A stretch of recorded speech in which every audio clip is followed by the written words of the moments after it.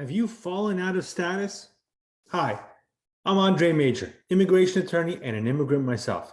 If you're an immigrant who needs the help of a reliable, trustworthy attorney, our tip of the week is going to go through 3 things to know if you've overstayed and fell out of status.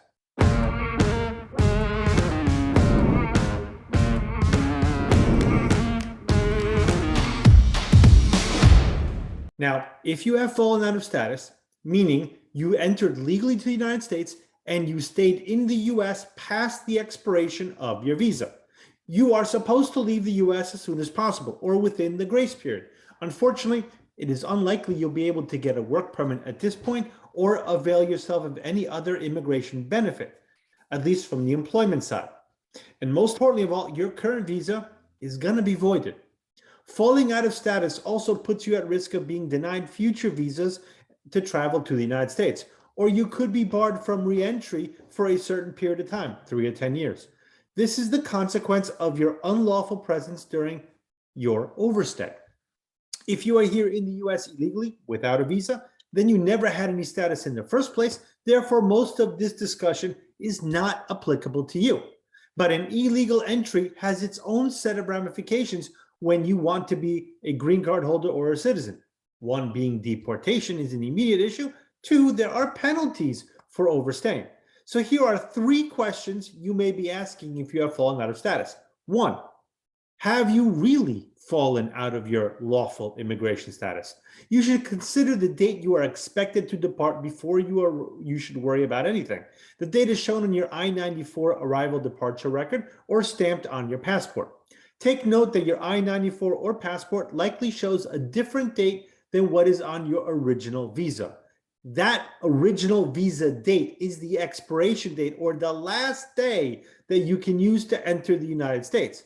If you have a student visa, it might say D/S instead of a date. This means duration of status, which stands for that you can stay in the United States for as long as it takes to complete your studies.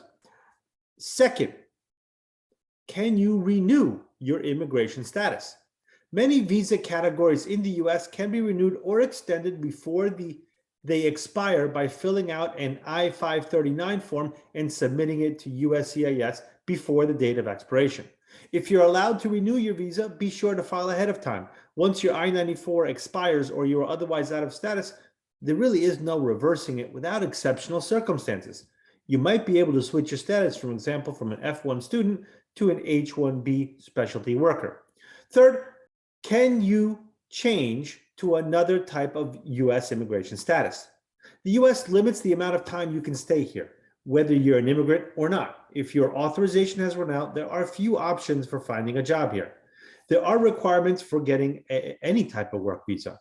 And this could be either getting offered a job from an employer that will help you get a temporary visa or a green card, or having permission to be employed in the first place. Even if some visas and green cards are available, it isn't an easy process. That process does change depending on the type of visa you apply for. But for every one of them, you have to be eligible and meet the criteria. And you can't have done anything that disqualifies you, like overstaying a visa or violating the terms of your prior visa. However, exceptions do exist within the world of immigration law. If you fear persecution in your home country and or lack the required documentation to enter the US, applying for asylum or refugee status could eventually lead to a work permit and or permanent status in the United States. Also, suppose you were to marry a US citizen and you came here legally. Well, you might be able to adjust your status through a family-based application and get a green card. Similarly, you might be a victim of a violent crime and can therefore qualify for a US or T visa. Point is, it's not always black and white. But that's all we have for today. So if you believe you're eligible for a temporary visa or a permanent green card, give us a call. If you want to discuss your case, need help on your citizenship application or your immigration journey, whether it's about getting a green card or applying for citizenship, leave a comment below or give us a call. Visit our website andesmejalaw.com and schedule an appointment. We'll let you know if and how we can help. Remember, every case is different and we won't take your money if we can't help you. Please consider subscribing to the channel and checking out our other videos if you found this video helpful. If you learned a lot, feel free to like and share it. Until next time, stay healthy and be safe.